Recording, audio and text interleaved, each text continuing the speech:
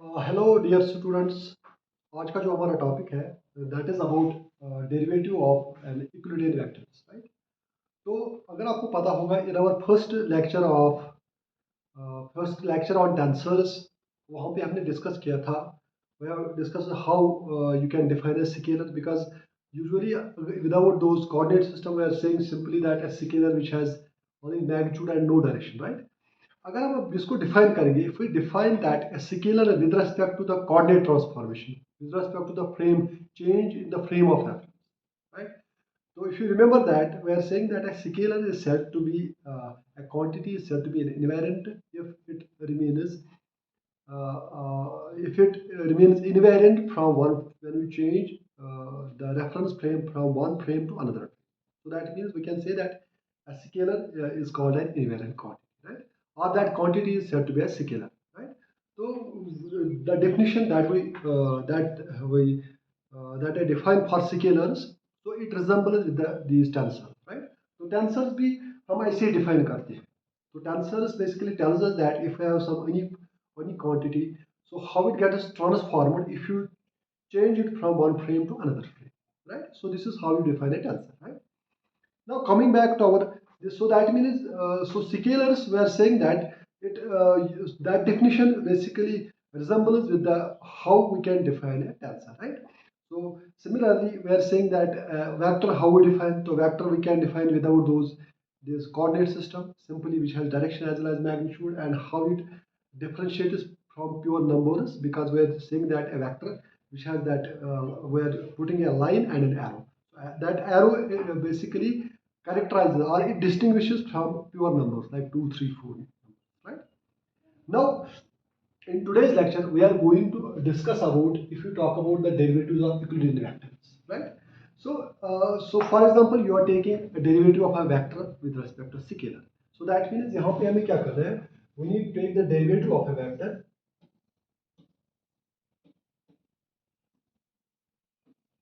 with respect to scalar. So this is d by dt is our scalar. You are taking the variation of this vector with respect to the scalar, right? And when you take d by dt of this, that is derivative of a vector with respect to scalar, it simply gives you the velocity, right? So this is equal to v. Okay, so this gives us the velocity vector. Now remember one thing. So अगर हम देखेंगे, if this position vector, or you can say that if this position vector lies in some coordinate system, Cartesian coordinate system, right? So if we are saying that if this r vector,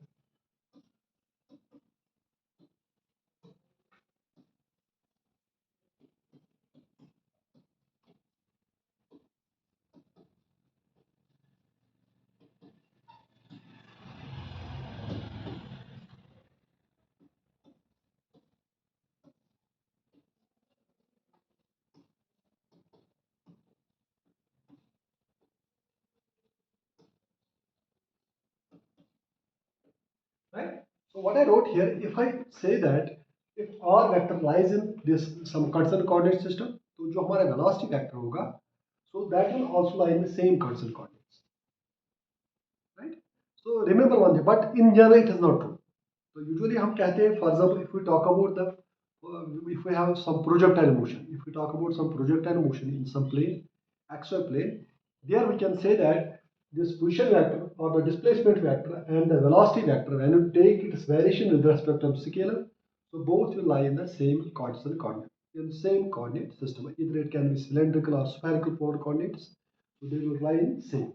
So for if we talk about for some projectile motion in an xy plane, right? Now, so that means I can write this as, so this V of r is, we can write that r vector equal to, so you can write this as, so this V equal to, so you define that, that is some r into V equal to 20,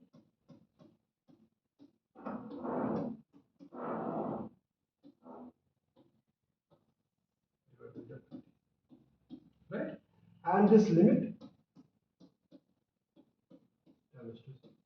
So what I'm writing, I'm saying that if this is the trajectory of the particle, you are saying that's where particle is moving on some trajectory, and you want to calculate this this position vector or displacement at some time t plus delta t and the original position of that particle, right? And subtract these two and divide by the time. And you put that the time interval between that those events from t to t plus delta t, that should be very small. So when you take that limit, so this gives us that's equal to delta r by delta t,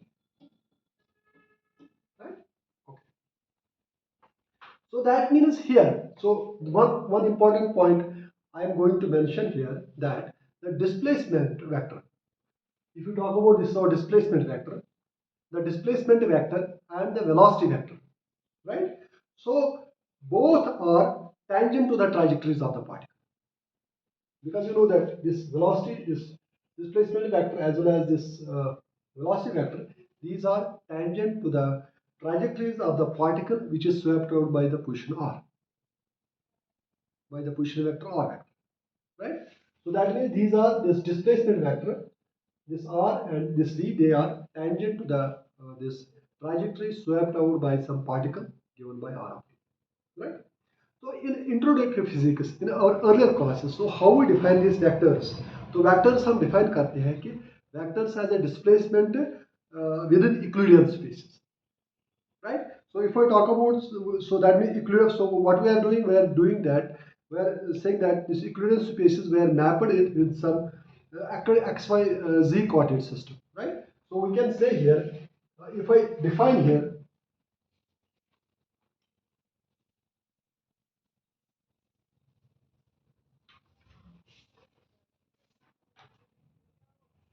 if I define here for a particle.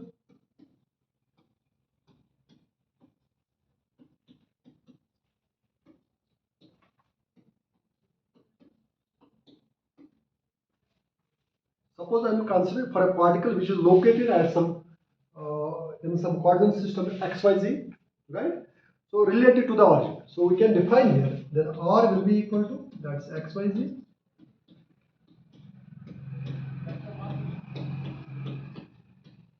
Okay. So this is how you can define the particle which is located at some point, right? Have coordinates xyz. So this you can map it with this Cartesian coordinates, right? Uh, in this form, right? So vectors, so how you define these vectors? So vectors defined by such displacements, like in this. तो अगर हम यहाँ पे देखेंगे, तो vectors which are defined in this by such displacement, they reside in the same, they reside in the local tangent spaces. So I will explain that.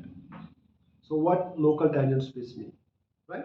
So what I told you, if we talk about this kind of this particles location, so we can define this r equal to this minus this, right?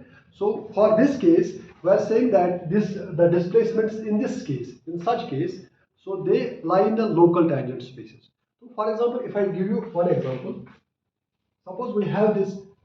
We want to I'm going from some point A to point B, right? So I am going from point A to point B, and this is my the displacement, right? So I can define this. So instead of that, if you compare my this displacement, so this is very small displacement compared to the Earth surface, because if you talk about that Earth surface, right? So if you talk about this displacement compared to the total Earth surface, or in the if you make this trajectory on the surface of the Earth, right? So this is very small, right? So then you can define it by local tangent spaces, right? And if you put now, if this the distance, if this vector line, if you draw this vector line on the surface of this Earth, so this vector line will tend to infinity. तो अगर हम Earth surface पे देखेंगे, right? So when you draw this line, vector line on the Earth's surface, so it doesn't remain as a vector, right? So it does not exist. So the vector does not exist in such a case. But whatever the displacement I am considering, or in elementary physics, we're considering those displacements which are very small, or you can talk about, we are talking about the small displacement compared to this Earth surface, right? Because the Earth surface, that vector doesn't exist. it becomes a curve, right? So that means we are talking about that the displacement should be very small. So that's why these are called we are residing in the local tangent spaces, right? So this is how you can define if you take the variation of a vector with respect to a scalar. So that is how we define that d by dt of some vector r, right? So that basically gives us the velocity value. Now, so another topic that is, if you talk about now, if we have this gradient, if you take now the reciprocal of that, तो यहाँ पे हमने क्या किया? We take that this variation of a vector with respect to scalar. So this is variation with respect to variation of vector with respect to scalar. Now next is if you take now the reverse of that, take the variation of scalar with respect to vector, right? So this is if we have this variation of this scalar with respect to vector, so that is defined by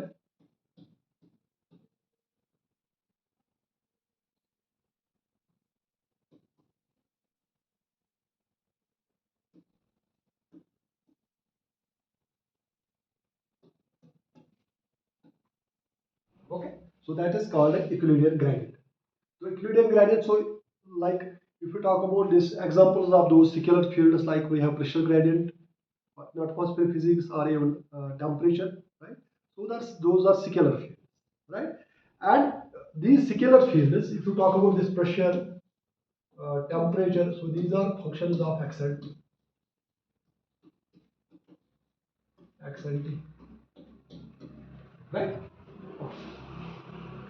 Now, if you take now, we are taking this variation of this a scalar with respect to a vector. So that means you are defining it by some gradient of phi.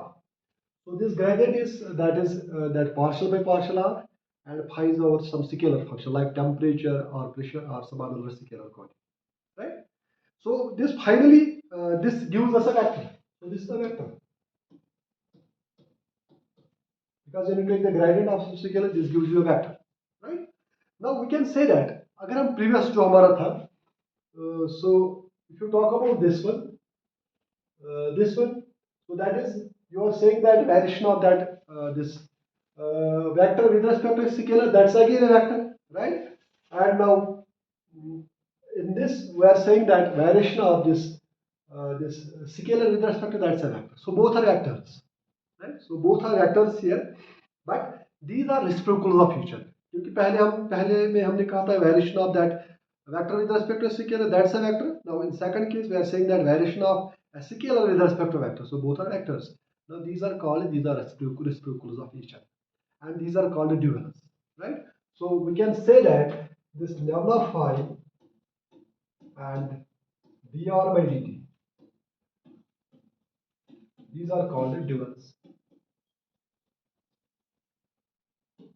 or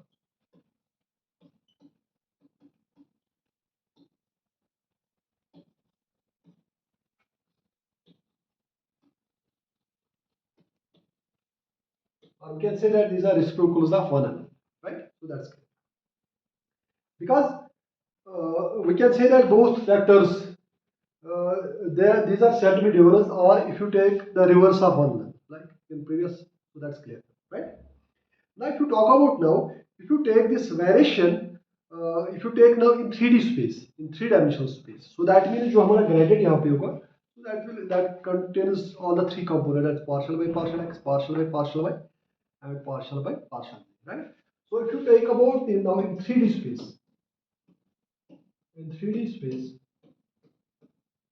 so we can define them that we can define them this gradient we can write this as this gradient of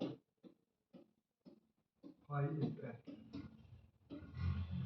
Okay, so this is called but this is, remember one thing, so this is our coordinate free direction derivative. So this is coordinate free direction derivative, this is coordinate free.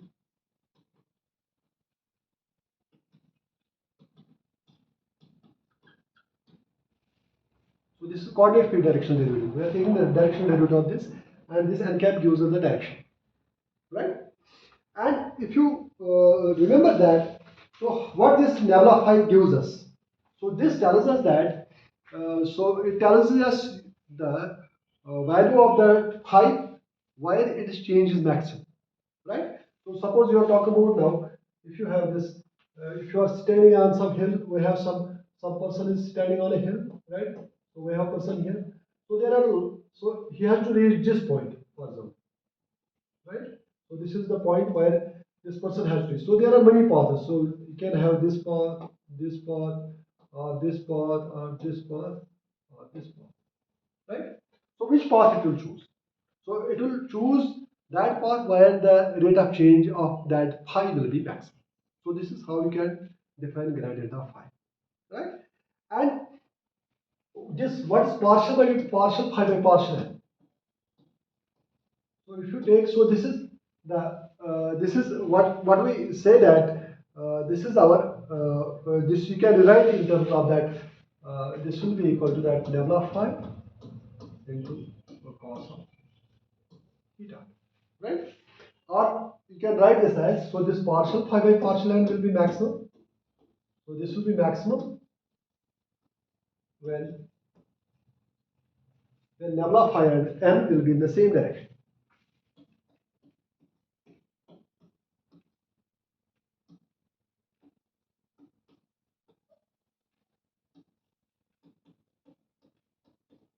जब इनकी direction same होगी nebula phi and n cap, right? So at that point, so we can have that partial phi by partial, partial phi by partial n will be maximum in that, right? And in addition to that, if we talk about this gradient, so if we take this scalar product with some vector function, or you can take the scalar this cross product with some vector function, we can have so many functions. You can take this gradient as, if you take this gradient with some vector a, so that basically gives us the divergence. Or if you take that,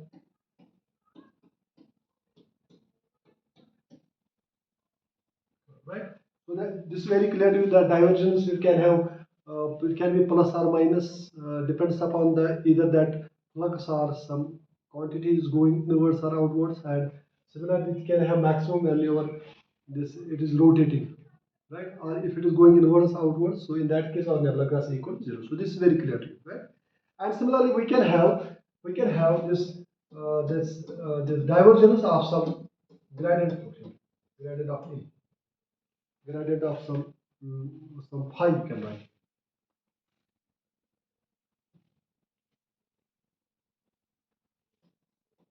So that will be equal to 0, or you can have that gradient of some curl a vector. So that will be equal to 0, and if you take the divergence, this gradient of some, sorry, this will be, sorry, this is I forgot this.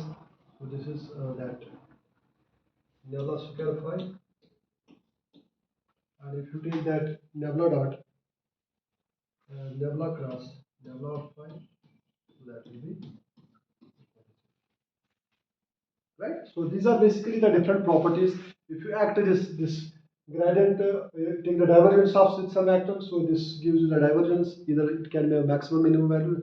So this is very clear to you. Similarly, we can have this cross product with some vector, or you can have this the divergence of some gradient, so that's equal to nebula square phi, and this divergence of some curl, so that's equal to 0, right?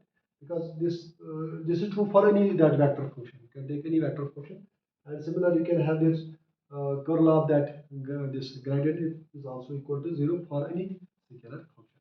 So these were the different properties, and I'm basically little bit going the basics of this, and then we can introduce in coming lectures. We'll talk about what are basically these basis vectors, what are orthonormal unity vectors, and how we can approach our main topic, that's basically tensors. And hopefully in next lectures we will discuss some more interesting things like these orthonormal, these unit vectors, and many new things that will be quite new to you. Thank you very much.